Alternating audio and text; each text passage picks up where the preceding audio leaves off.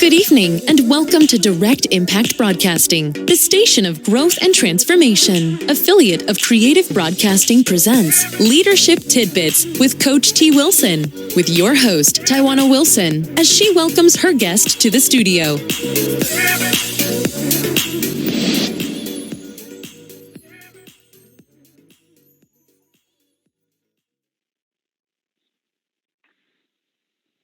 Welcome to Leadership Tidbits with Coach T. Wilson. I am your host, Tywauna Wilson. A little bit about myself. I am your award-winning leadership maven, medical laboratory sciences by background, best-selling author, owner and chief leadership consultant at Trendy Elite Coaching and Consulting Services, executive director with the John Maxwell team, Maxwell Disc Certified Consultant, Send Out Cards referral partner, and co-owner of Direct Impact Broadcasting Radio Network. Before we bring on my special guest, I want to share a few announcements. I am booking guests for this podcast throughout the remainder of 2019 and now into 2020. You can go on to www.podcast.coachtwilson.com to submit your interest. All of my leadership and strength assessments are now on sale. You can check those out at www.trendylellc.com. To get going on your leadership tips and personal development support, I encourage you to join my leadership tribe at bit.ly/TE Leadership Tribe, or you can find us on Facebook under Trendy Elite Leadership Tribe. Special thanks to my media mentors, Miss Ashley Little and Miss Kimberly McLemore of Talk Radio TV Network, LLP. Today's special guest, Dr. Crystal Cooper. Dr. Crystal Cooper is a best-selling author, national consultant, teacher, presenter, speaker, and award-winning school principal, coaching other leaders in and out of the educational industry in various facets of leadership, culturally responsive teaching, literacy, and social emotional learning research and implementation. She is the developer of Principal Cooper Professional Learning Consulting Services, LLC, which she is presently in the midst of launching. This PCPLCS focuses on supporting schools and businesses across the nation with pathways to improve school and work environments and processes that build positive workspaces for children and adults. PCPLCS offers a variety of professional learning workshops and coaching opportunities focused on many areas in education and business. Dr. Cooper earned a doctoral degree in educational leadership from the University of Georgia, a specialist degree from the University of West Georgia, a master's degree from the University of Georgia, and a bachelor's degree from William Patterson University. During her undergraduate years, she was highly involved, serving as the president and a member of several clubs, treasurer of the student government, resident assistant, and homecoming queen. Dr. Cooper began her leadership journey in the classroom, where she taught grades 1 through 4 for 7 years in Paterson, New Jersey. Over the past 16 years, she served as a literacy coach, assistant principal, national presenter consultant, with her most recent being the school principal of an award-winning Title I school in a large district outside of Atlanta, Georgia. She is a nationally certified consultant teacher for the Center for Responsive Schools, graduate of the Learning Forward Academy in Gwinnett County Public Schools Quality Plus Leadership Academy. In her recent role as principal, she provides instructional expertise, culture building, and instructional coaching for a large faculty of over 100 staff members and 850 students. She supports and coaches her staff in building high quality and engaging lessons that infuse social emotional learning and culturally responsive teaching tenets into the everyday curriculum. She is known as an expert in leading and providing a positive work environment that is engaging, memorable, and meaningful. In 2019, Dr. Cooper co-authored her first best-selling publication, Power of Kingdom Mindset. This book is an anthology of believers who share personal testimonies around various principles. She is presently collaborating on a book titled Leadership Tidbits, a collection of leadership strategies and tips from leadership trailblazers in different industries who share practical ideas centered on help to develop others in the area of leadership, personal growth and development, mindset, and communication. She has received several accolades, including Teacher of the Year, Herald News Golden Apple Teacher of the Year, and for mentoring others to greatness in their careers. As principal, she has earned recognition for superb teaching and learning while helping children achieve at high levels academically, socially, and behaviorally. Dr. Cooper is actively involved in the Lanier Education Foundation Board, National Coalition of 100 Black Women, Hands on Atlanta, and Delta Sigma Theta Sorority Incorporated. She serves as a volunteer and leader on a charter school board and at her church. She continues to desire to leave a legacy in helping others feel empowered and capable of conquering their dreams and goals. She also enjoys traveling and creating new memories with her family and friends. When Dr. Cooper is not spending time with family and friends, she enjoys reading and exercising. Dr. Cooper's greatest strengths are her drive, positive mindset, and leadership qualities. Her most recently recorded strengths, according to the Strength Finders assessment, are communicator, woo, input, connectedness, and positivity. Additionally, she was assessed in the past as a learner, achiever, and as responsible. She shares these results with others to give them insight into her philosophy on leadership and also how her participants can become stronger leaders when they know their own strengths.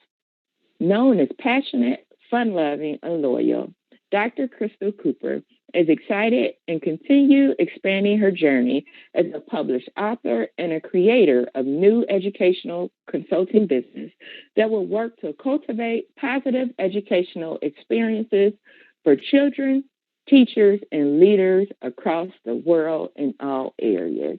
Good evening, Dr. Principal Cooper. How are you doing this evening? I am great. Thank you so much, Tywauna. It's great to speak with you this evening. I am so excited to have you on to share with the listeners and to give them all of the expertise and leadership tidbits that you have. So let's jump right in. Okay. Can you share with the listeners a little bit about your leadership journey and how did you get to where you are today? Yes, it would be my pleasure. I came from a family of educators. My mother was a high school English teacher, and she also taught French.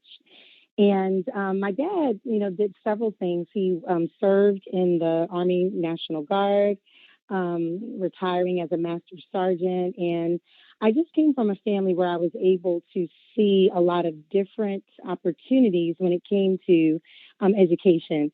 Ironically, I originally wanted to work in fashion. So I wanted to be a fashion merchandiser. And my mother, as she was so willing to assist me in those journeys. And I worked in retail when I was in high school, but ended up deciding to go into education. And she was very grateful. After I took a visit to FIT, I decided to go into education, and it has been rewarding to me ever since. But I was one of those students that I wasn't a very high achiever in all of my subjects. Math was very difficult for me. So, going through school, going to private school from kindergarten through fifth grade, going to 3 different middle schools into high school, I struggled with being able to code switch from a private school environment to a public school environment. So, through all of those experiences, they lent me the opportunity to really think through education and what I wanted children to experience, unlike some of the experiences that I had when I was in school. So, when I would have the opportunity to become a teacher, I taught as my bio says, I taught grades 1 to 4, but I looped with students for 3 years, second, third, and fourth grade. And I just had great people around me. I had mentors from what was then called Responsive Classroom. Now we call it Center for Responsive Schools, that came into our schools and taught us how to talk to children, how to have morning meetings with them and conduct really great opportunities for them each and every day. And that really catapulted me to desire this profession and to love it and to have passion for it because, again, as a student myself, I didn't have those many connections. And often people ask you, who was your favorite teacher? And my favorite teacher was Miss Cullinane, and she was my current events teacher in high school when I went to Union Catholic Regional High School in Scotch Plains, New Jersey. And she just really helped me to understand what the teacher-student relationship was. And so I always wanted to bring that into the fold for my students when I had the opportunity to. And so though I never thought I'd end up being a principal when I was a teacher, I just continued to matriculate in the business of teaching, where I was a teacher for 7 years. Then I worked for the New Jersey Department of Ed in 2 non-performing schools as a reading coach. And that was one of the best professional learning experiences I had ever had. And then that allowed me to be much more vested in the work of literacy and understanding the value of making sure that children leave elementary school being proficient and distinguished readers and writers. And so that desire and that innate desire to actually make sure that our kids are great readers and writers really made me really push through to leadership in this wonderful profession. Awesome. That's very important. I'm happy you mentioned that about the reading and writing, and that today it seems like it's becoming a lost art, even though it's very necessary and important. But I'm happy that you mentioned about the reading and the writing. What an awesome journey. I'm happy you shared with us some of those teachers that actually had an influence on your life as well as your parents. Yeah. Leaders come from all walks of life with vastly different backgrounds, strengths, qualities, experience. We're all different. We're all great in our own way, but we're all different. So what strengths and qualities do you feel have been important for you to thrive as a leader in the world of education? So I've had the blessing and the pleasure to work in a very thriving district. Our superintendent has served for over 25 years, which is just not a typical level of years of service for superintendents. And his sustaining modeling that he's done for me has always been that everything rises and falls on leadership. And he always leaves us with tidbits every time we meet with him, once a month for a fill of leadership support and professional learning. But our district is very, very focused on professional learning and leader actions. And so when it comes to the qualities and the strengths that we, have to have, whether you're in education or you're in other types of fields, is that we have to remember that we have to model grace and leadership. And so what I mean by that is that we have to make sure that we are always thinking about our children and the fact that, or our customers, our stakeholders, and that they are the number one important piece, coupled with those that make those things happen. So one of the things that our superintendent always says is there's those who teach and those who support teachers. And so because you're not teaching, your goal and your work is to support your staff. And so I work to motivate them, inspire them, and make sure that our students have great teachers. And so there's an ebb and flow to that. There has to be a level of accountability that you have, but also the ability to have flexibility with your staff so that they also feel that they can have autonomy in their work and they can have a voice in their work. And I do believe that we have to care, and we also have to understand that, especially in elementary school, that when we look at our data and we see students that are not performing, something that has been very, very strong in my mind is the fact that when we leave those students on the table, first, so to speak, they are not in projection, or they're not going to be in the flow of being able to graduate. So yes, it's great to see the proficient and distinguished students and students who are thriving, But it's also important as a leader to look at what's not working and where can you devote your time to make sure that everyone's winning. Because I've always heard the topic of, winning is a habit and losing is a habit. So we have to choose which one we want. And I think most times we want to win, right? So Right. we have to create that sense of urgency with our teachers and also with our students to understand that when we think about those qualities of leadership, we have to make sure that in order to thrive in the world of education, we have to have that delicate balance of keeping an eye on our constituents, our stakeholders, and our students in this case, but also those that make it happen. And those are our teachers and our employees, and make sure that we have a balance between caring for both of those enough so that they can come together to make a major difference in our world. Awesome. That's really good information. I really like that tidbit. Winning is a habit, losing is a habit. Yes. That's great information. And it sounds like, at least from what I've heard and what I've seen, that you have a team that's empowered, and probably because you're modeling grace and all of the other great things that you're doing in your school. Yes. Principal Cooper, can you share with us some of the biggest challenges that our administrators and teachers face in working in schools today? I mean, it's very different than I know it was when I was in school. So can you kind of enlighten those of us who may be away from the school environment? Yes, again, I speak from a place of excitement because I work in a wonderful district. We're one of the largest districts in the state, or the largest district in the state. And so resources are in abundance for us. So I know, however, that that's not always the case for every one of our school districts across the country. And people that know me well know that equity is a big deal for me. And so I always want to provide that mindset where we can always think in those terms of some of those challenges that some of our districts don't have. And we want to make sure that our students who are learning in New Jersey and learning in Chicago and learning in New York City, Florida, and Georgia, that they're getting a high quality education. And what that means is that we really have to put a lot of emphasis on professional learning.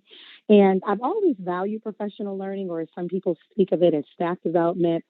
And you have to pause and you have to couple the idea of skill and will, because sometimes, again, we know that change is hard, right? It's very difficult sometimes to change with the tides of how the educational industry is moving.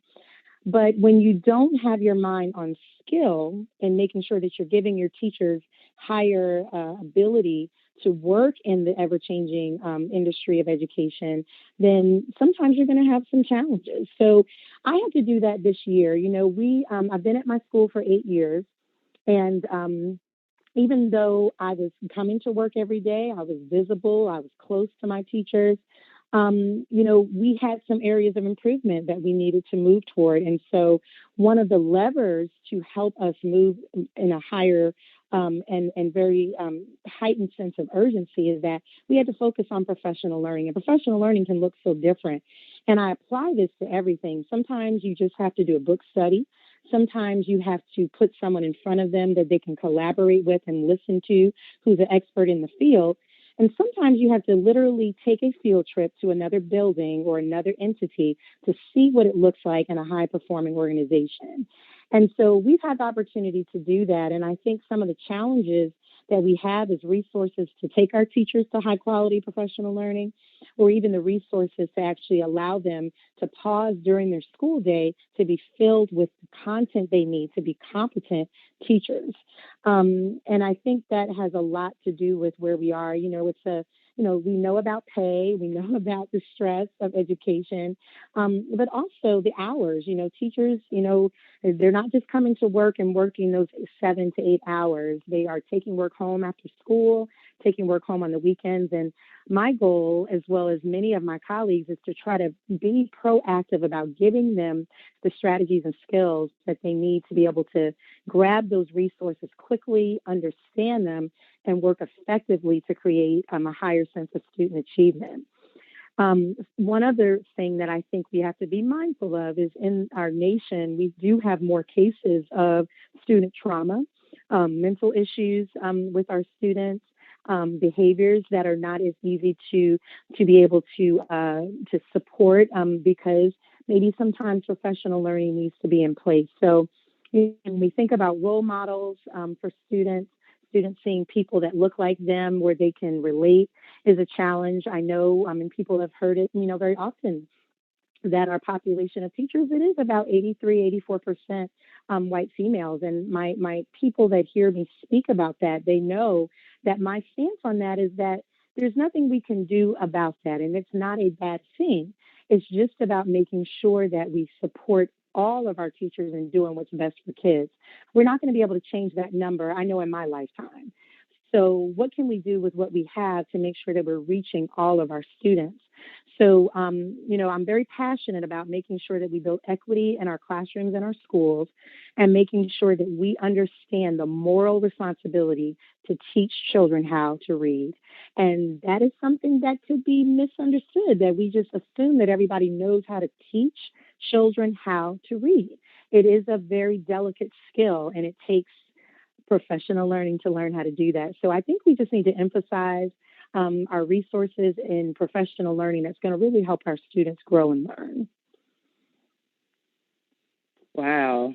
So what can community volunteers such as myself and, other community volunteers and business owners and leaders do to help you teachers in the classroom and help our students that may not be our own kids? How can we be of service? So I would say the highest yield to helping our students is being a mentor. I think it's misunderstood sometimes that there isn't anything to do besides maybe help in the cafeteria or help in these very different ways, like cutting, laminating, and doing some of those other tasks that are important.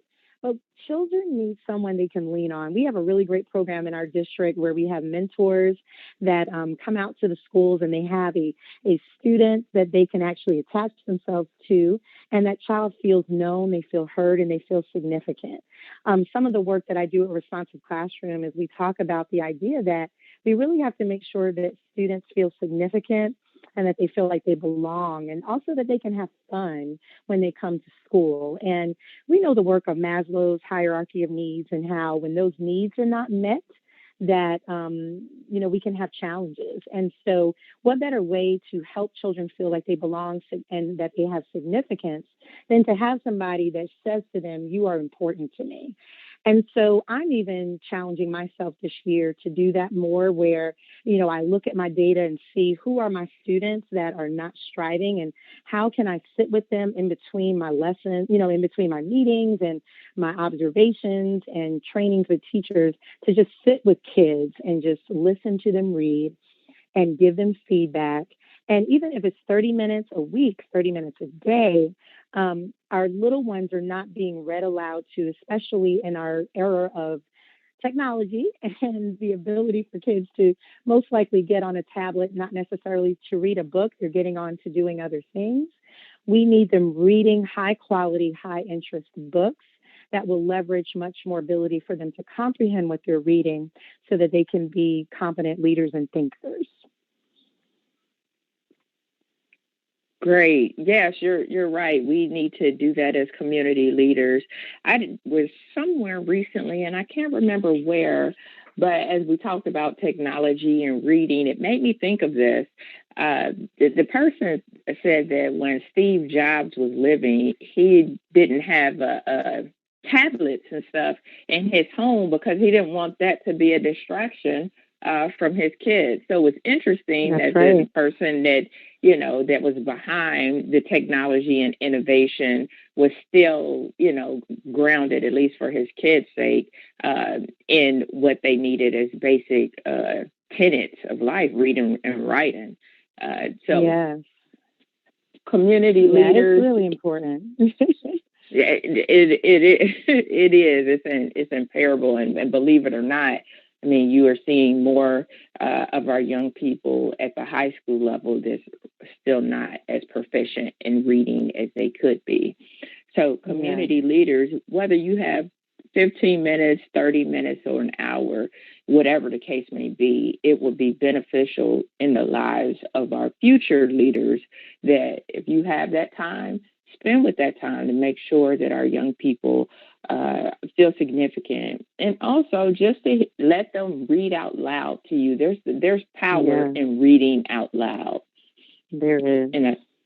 And I know sometimes we feel like I don't have a lot of time, or it's only 30 minutes, but that 30 minutes could be the difference in somebody being successful or not.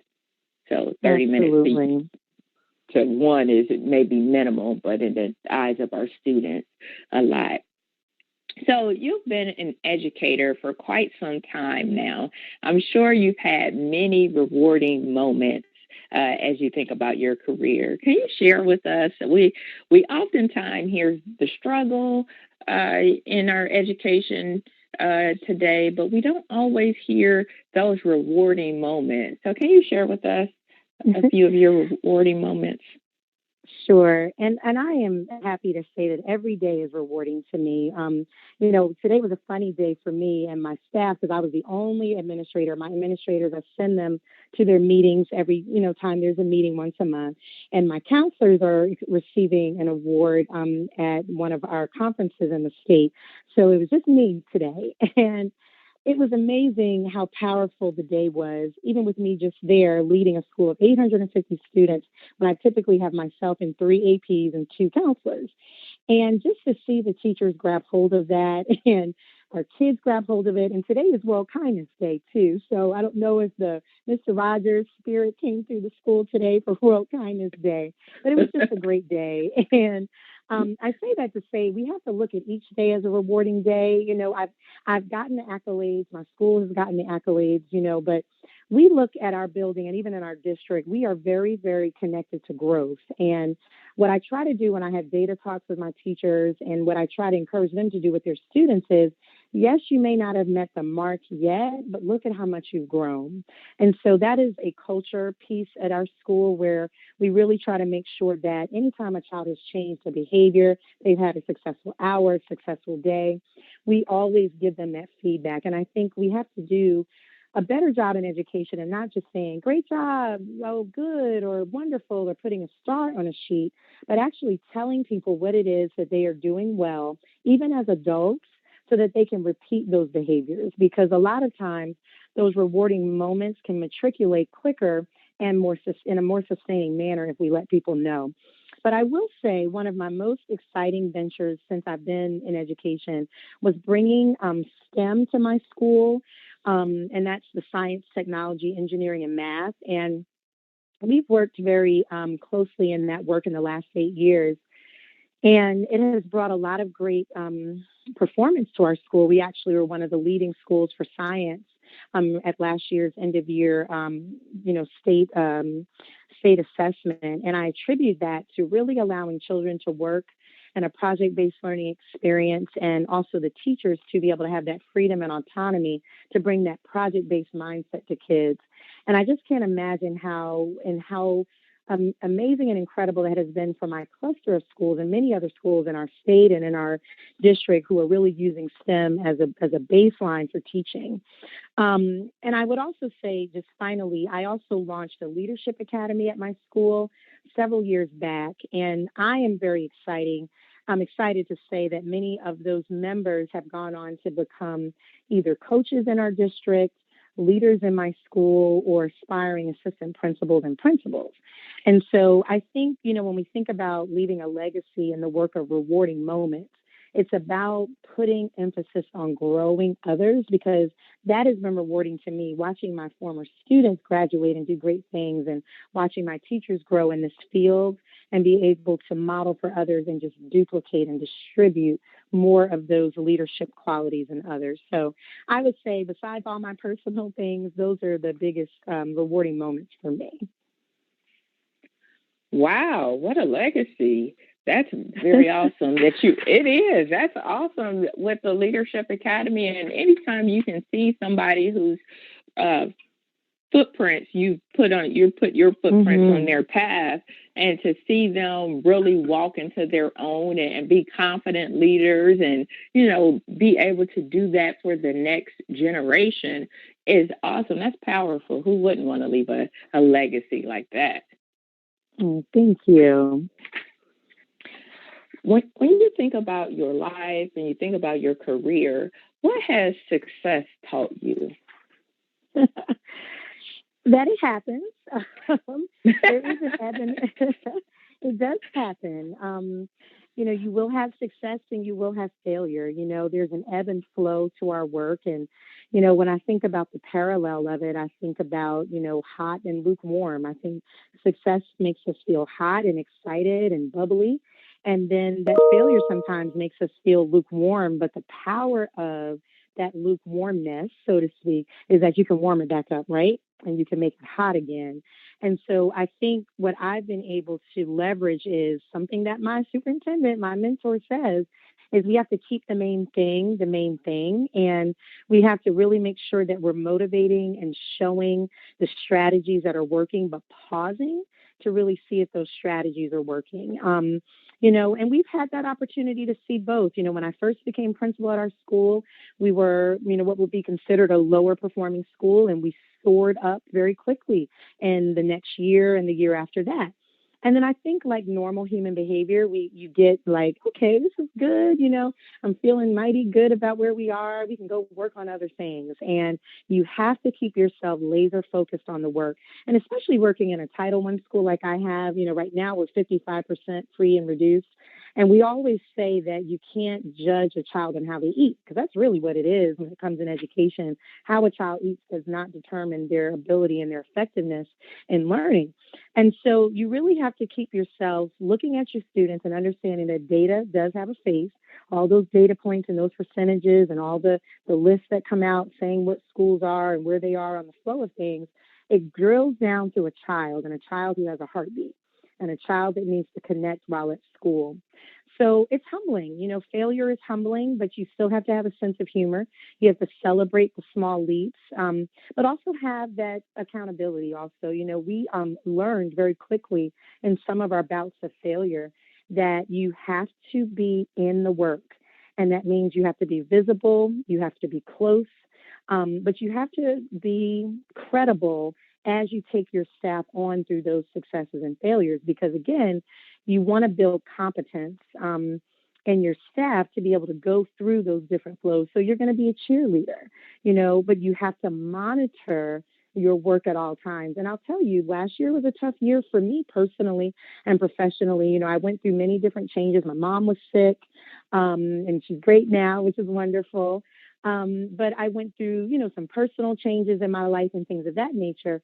And you have to be mindful of where you are so that it does not have an effect on how you commit to the work that you have to do, because you can show up to work, be dressed, ready to roll, but you have to be laser focused on exactly what's happening. So one of the things we're doing really well this year, I have a whole new team, and we're working really hard this year to make sure that our calibration is tight, that we are monitoring what we're doing and our tenets and our initiatives, and not doing too much, but doing enough with enough intensity that it begins to build an impact on teaching and learning. Where we're giving feedback to teachers, we're in their rooms, but you have to do, you probably heard it said, you have to inspect what you expect. So you can't say, okay, we're going to run a 5K for 5 days, and you don't go to the to the person's run and check on them, because you have to make sure that you check and you monitor and get feedback on how things are working. So again, you have to celebrate, but you have to remember about those habits. And sometimes we can get used to being in those continuous habits that aren't yielding us any success. So just love on your people, make sure that in those ebbs and flows of success and failure, that you give people the knowledge that they need, support them by holding their hand through it, and give them the feedback that they need to keep going, because this is a human business. I don't think we're going to have robots teaching our kids anytime soon.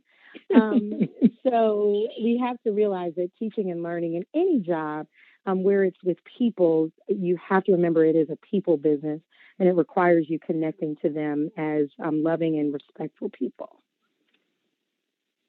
Amen to that. We definitely have to be in the people business. So regardless of what the data show or don't show, we have to be about the people. And that is goes across many different industries. Sometimes we get caught up in the day-to-day and meeting metrics and all of that jazz that we forget about the people. And once you forget about the people and take that out of the center, then things don't last. You would have that flavor of the week mentality where you may implement something today and then tomorrow we're back to doing what we did before, or you don't see the results that you would like to see. So I'm happy that and you know, mentioned Tywauna, that.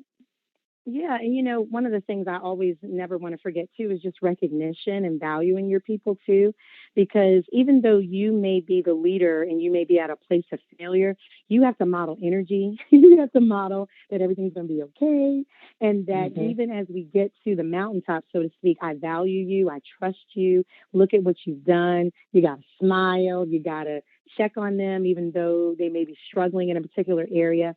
All of those things are just, they're little, as I say, jewels in your crown, and as a leader, you have to understand how important it is for teachers or even your employees to feel like they matter, because when people feel like they matter, they'll work for you and they'll do what they need to do to make it happen. That's absolutely true. People, they don't care how much you know until you know how much, and they know how much you care. That's the bottom line. Very true. Yeah, absolutely. So I know you talked about having mentors and coaches being in your district. So what part has that played on the progression of your career, having a mentor and or coach? Yes, it's a major part of my work. My mother and dad always taught me respect, and I've always loved all my bosses, so I've always had great relationships with them. And even though it's typical for bosses to have different personalities, I've been blessed to always have great bosses and also great professors. I think about my first principal, Mary Kay Holmes. The late Mary Kay Holmes, she, saw potential in me when I was student teaching, and she brought me into her school as a first year teacher and trusted me through that. And if it weren't for her, even allowing us to have a great professional learning experience, I wouldn't have begun my process and my journey through professional learning and becoming, a national certified presenter with this wonderful organization I work for. And so, when I think about my mentors and their influence, from my superintendent to my boss, my assistant superintendent and all my principals, they've just had a great impact on me. And I'll say, one of my professors when I got my specialist, her name was Dr. Hooper. And Dr. Hooper looked at one of my writing, essays that I had to write, and it wasn't the best quality. And she took me to the side and she said to me, as an African American, I want to make sure that I give you everything you need and do not make you feel like this is okay. And at first I was like, that was kind of strange, for her to say that to me. But then I wondered, how many times has that happened? And why did she feel so much so that was important? And I felt like it helped me so much because it was real and it wasn't the work that she wanted from me. And I never forgot it, even though it made me kind of shake. And we've talked about it so much in the past and how that made me like, wow, that really hit me. But it made me understand excellence. And it made me know that there are people who may not look like me. They may not come from my background that care about me. And you have to surround yourself with people that are not like you to get a different perspective on life.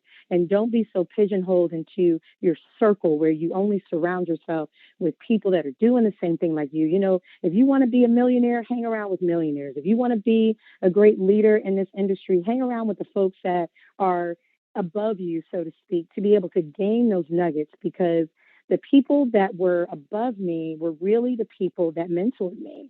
And they really helped me. And, like they say, they were like the microcosm of who I have become, because I have all of them in me.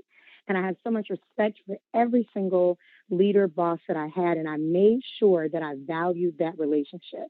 And no matter what you do, it's like you don't burn your bridges, right? And we've heard that said, and it is so real because if anything ever happens to me, I have so many states and places I can go because I have never burned bridges with my leaders. And I think if there's anything I can tell people and teachers, especially, be close to those that lead you. Get to know them, respect them, speak well of them in front of them and behind them, and it will always work well in your favor. And I just found that that was one of the best nuggets that has helped me in my career to be the best I can be because I value each and every, even if it's things I don't want to hear necessarily on this journey of leadership. I respect all of them. I care about them, and they have cared about me in return to help me with my career and the things that I've been able to accomplish. That's awesome. I love that. Be close to those who lead you. You're right. There's much to be learned from the wisdom of others. And there's a saying that says, if you are the wisest, smartest person in the room, then you're probably in the wrong room. Yes. And yes, I've heard that. And, we were even taught, again, my district is amazing. We were taught you hire people even smarter than you. And see, everybody doesn't want to do that. Some people feel intimidated and they don't want to have people around them that are great. I always look for really smart people that know things that I don't know and can teach me things and can show me the way. And I think that nugget that I learned years ago in this work has really helped our school. It's helped me grow, and it's so important. And I even use it in my personal life as well. Absolutely. Absolutely. I definitely surround myself with people who are smarter than me and more innovative than me and even more. I'm regimented and list driven, and I need those people who are even more spontaneous than me, so that I can let my hair down sometimes and know that it's okay. Yes, very true. Dr. Cooper, you recently launched Principal Cooper Professional Learning Consulting Services, LLC. Please share with the listeners more about your organization and the value that it brings to schools and businesses around the nation. Yes, so, I'm really excited. I believe in vision boards. And so last year, I created a vision board that I have in my home that I look at every day. And one of them, of many things on there, was to create an LLC. And so I'm really excited to end 2019 on that and to start this new decade of 2020 in this amazing way. And really what I'm doing is I'm in a space where I'm taking and referencing other great leaders and sharing their tidbits as well, of course, with references, and making sure that I'm getting the mindset of culturally responsive teaching, social emotional learning, and amazing leadership out to anyone that will listen and anyone who is willing to learn, because I do believe that we still have some subtleties and some not so quiet subtleties of racism in our world, and I think we have to address it. And what better way than to help those that educate our students to learn about how we can be more culturally responsive. I love the word culturally responsive much more than culturally relevant, because I think when we think of responsive, it requires us to do something and not just be relevant, but actually to execute and to change the narrative for our children of color. And I'm an ambassador for them. I'm an advocate for all children. However, when we think about the educational debt, some college student achievement gap, I also feel that it is an educational debt because of all of the systemic things that have happened in our world regarding, housing and equity in education. And even though, Brown versus Board of Ed has been established and it definitely helped us to move forward, we still have marginalized communities where children are not learning and performing at the levels that they can. So I really wanted to create a space for that. And I'm still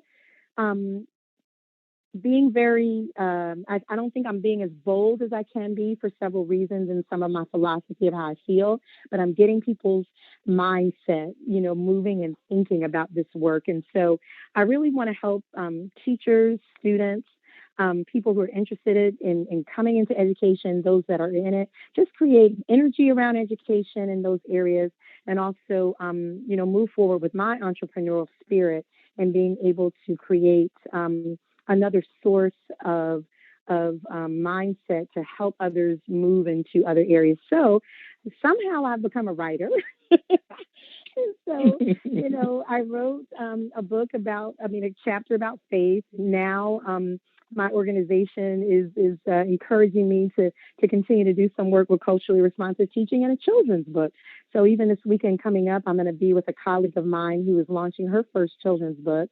And we're going to go to some children's bookstores in Philly and, just enjoy a day of talking about how we can really address some of these systemic issues in education through the act of reading, because, we have so many mentors. I know you and I share the love of John Maxwell. I've been reading a book now called Credibility by James Kouzes and Barry Posner about, just gaining more leadership. And I think, people can't always open a book and listen, to podcasts and do all those things because of our busy schedule. So I do believe that social media is a great way to just put out a quote or put out a statement, a picture to get people thinking. And I think it's a wonderful vehicle to do it. And so I have decided to use my LLC to do that for our communities.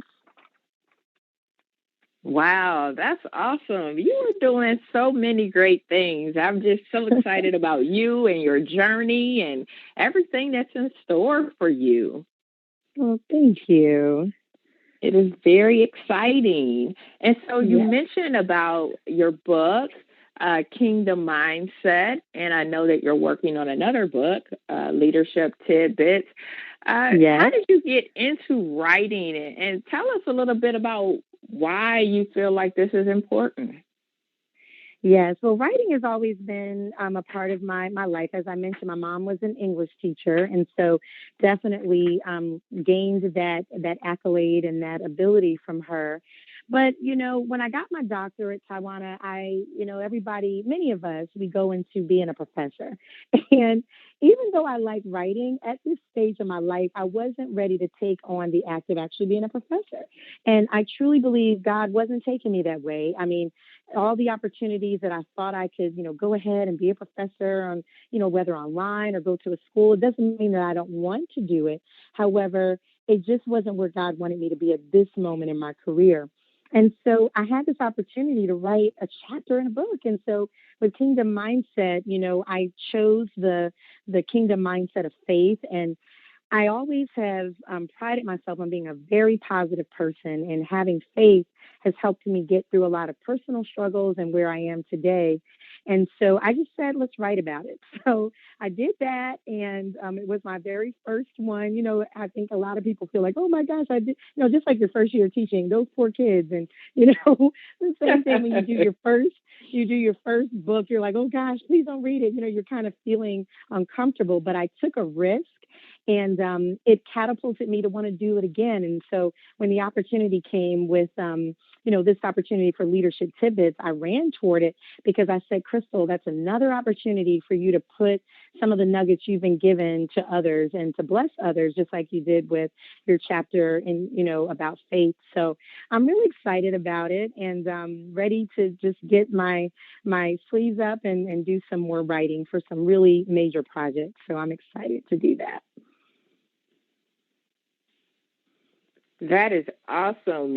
Your writing is great, and I can't wait for the listeners to read your work. I'm excited about the things that you are doing. I'm excited about you going into the children's book avenue. My little Brooke will want and need to read your book, so you have heard it here today that soon. One day, Principal Cooper, Dr. Cooper, will be in that space. So Brooke will be waiting for her autograph copy. Oh, can't wait. So in a time where we are asked to be our best in our careers, to be great role models, great parents, it is so easy to get stretched very thin. What advice would you give to our listeners who are struggling to maintain that balance? Yes. And I have to do that. I feel like I'm funny sometimes. So I came into work today and I looked at my AA and one of my very close employees at work, Carolina, and I said, I think my blood pressure's up. I need to calm down, because I felt like I was just like rolling so fast and the world was just going past me because, my schedule has been very, very busy. And so, with that, I'm mindful of my health, which is number one. And so I make sure that I try to take care of myself by making sure that I get my rest, but that I have a schedule. So I've learned to be a morning person, not something I've valued in the past. But I wake up every day at 5 o'clock, and that's when I do my LLC stuff. That's when I'll, post whatever it is that I want to share with the world that day. And I try to take my day in that fashion by saying crystals first in the morning, because I think sometimes we say work is first, right? But in order for you to be first and for you to fill your life, just like they say, pay yourself first, when we get paid, the same thing comes for our work and personal lives that we have to say to ourselves, okay, what do you need to do first? Whether it's praying, listening to music, whatever your lifestyle is, you come first in the morning. And so I've started that pattern and it really has worked well for me where about for, 30 minutes to an hour, all about me and what I need to do to fulfill, whether it's reading, looking at different things on Pinterest, social media to fill me, but also taking that time, but also having stillness in my day. So sometimes, even though I love music, I love TV, I love Netflix and all the other things that can come into play, like I just sometimes just have nothing on, whether I'm driving home, don't talk to anybody on the way home, don't have music on. Sometimes we need to lower the chatter in our lives so we can hear the voice of what we need to hear, whatever our spiritual voice is, that is important to us and even ourselves. We have to have some time with ourselves, but also have a good circle around you. I have different schools in my life because I'm involved in a lot of different organizations, but I would tell you that I'm conscious of my circle. I keep people around me that give me life. I keep people around me that I trust, and I make sure that I don't have people around me that are going to zap me of my energy and my positive mindset. And I think that's so important because we have to have boundaries. I love the book Boundaries. If you don't have it, please get it. I wish I knew the author at this moment, but it's called Boundaries. And that book, when I was going through a personal change in my life of divorce in the spring, that book helped me because I think sometimes we don't create boundaries in our life and we don't know how to say, okay, I'm signing off, because we have all these group chats and now we got group me, we got, DMs and, we got stories and we have all these influences that are just hitting us all day long. And I cut my phone off. I have the do not disturb. I put it on around 10 o'clock. And unless I go to my phone, I don't see your text until the morning, and I have emergency contacts, of course, school people that I need to, if something happens at the school, I'll need to know and my family and things. But you got to cut the chatter because, again, if you don't, you won't have that quiet space to be effective. So compartmentalizing is great. Travel, have massages, have some good people in your life that take good care of you, and to make sure that you understand boundaries. And whatever you need to do to create those boundaries around people, things, and places, do that so that you can be effective. Awesome. That is great, great, great advice. Create those boundaries and lower the chatter in your life. Because you're right, there's so many distractions. So many. So, Dr. Cooper, how can our listeners stay connected with you and continue to follow you on your leadership journey? Sure. So I am Principal Cooper on Instagram and also have created a Facebook page. Website is in the process. But just feel free to look at what I'm posting. You can comment. You can leave a review. Those are the ways that, we can get this out. And feel free also to share, things that are important to you that I can also put out because I do believe in distribution and being able to also take other people's ideas. Tywauna, you have great ideas and you're highly intelligent with things is just an example. But I think we have to do more of that is creating spaces for others to be able to share great things. So that's where you can follow me. And I'd love to have some more followers who can help me get this message out to the world. Awesome, awesome. So, listeners, make sure that you go on Facebook and go on Instagram and look up Principal Cooper. Make sure you press the like button, heart button. Make sure you go on there and share the content that Dr. Principal Cooper is putting out there. So, Dr. Cooper, of course, we could go on, but our time tonight is coming to a close. So, I know it was so great and it went so fast. It seems like I still had more to talk about, but unfortunately, our time tonight has come to a close.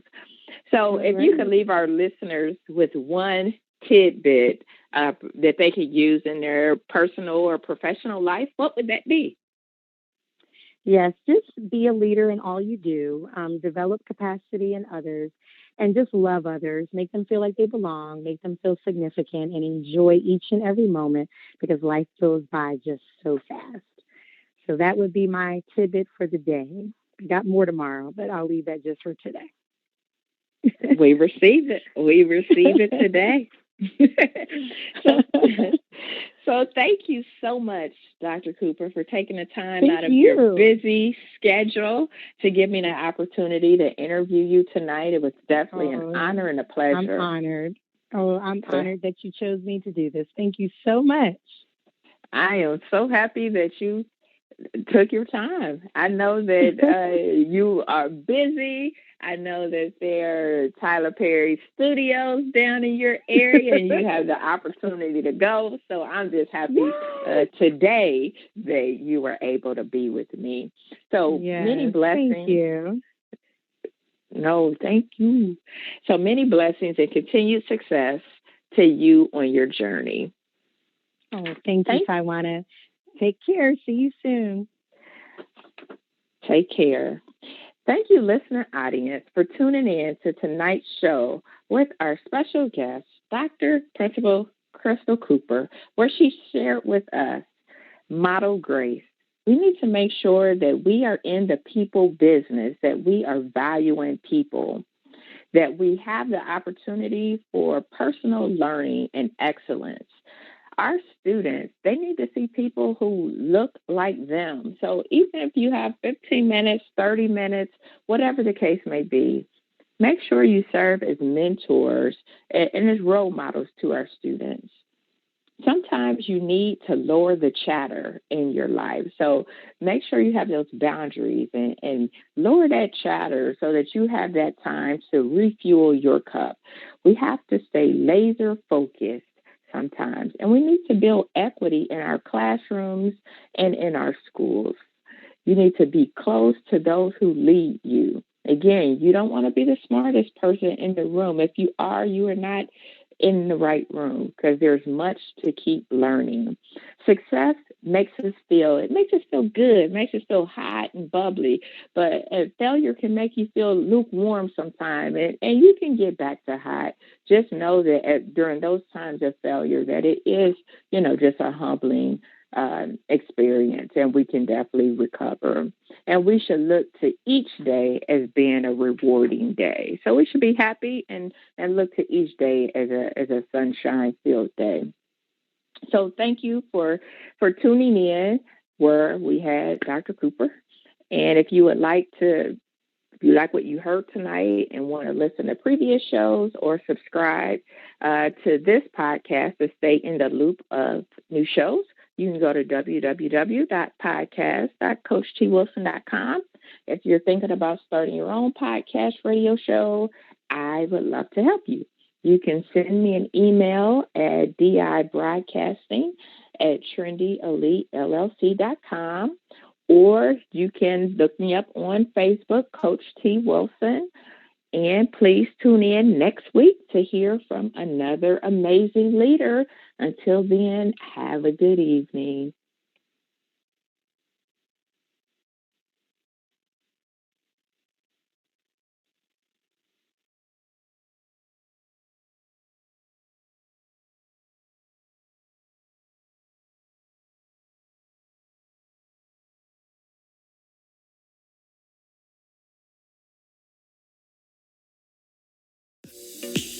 Thank Thank you, friends, for tuning in to another episode of Leadership Tidbits with Coach T. Wilson, where Tyjuana speaks with leaders who share nuggets of wisdom that you can use in your personal and professional life. Follow her on Facebook, Instagram, and Twitter at Coach T. Wilson. Connect on LinkedIn or visit www.coachtwilson.com. And remember, in life, learn as much as you can, appreciate often, and lead fearlessly.